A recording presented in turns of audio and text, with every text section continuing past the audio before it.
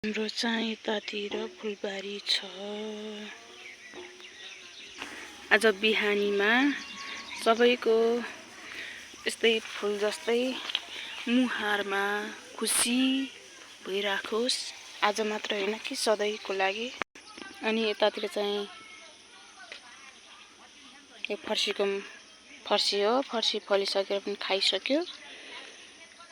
अब चाहिँ फेरि मन्टा खाने कि फर्सी खाने थाहा छैन। बाहिर जाँदा भित्र आउँदा हरेक समयमा परमेश्वरको आशिष छ हाम्रो जीवनमा, किनभने उहाँको अनुग्रह सधैँभरि रहिरहेको छ। फुलहरूमा, हरेक कुराहरूमा, तरकारीहरूमा पनि परमेश्वरको आशिष।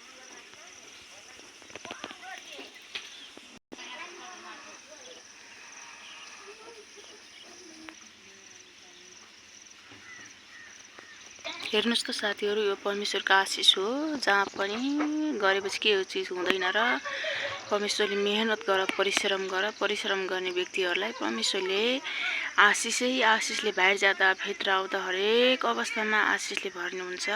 मेहनत गर्ने व्यक्तिलाई, जसले मेहनत गर्दैन, जसले अरूको आशा राख्छ, त्यो व्यक्ति चाहिँ श्रापित हुनेछ भनेर भन्दछ परमेश्वरको वचनले।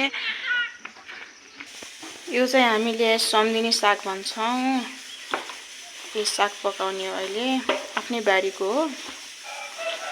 यो माटे साग थोरै 1-2टा छ। माटे साग चाहिँ सम्धिनी साग धेरै छ। परमेश्वरलाई धन्यवाद। अनि यो धनिया, यो धनिया के धनिया भनेर चिन्नुहुन्छ हजुरले कमेन्ट गर्नु होला।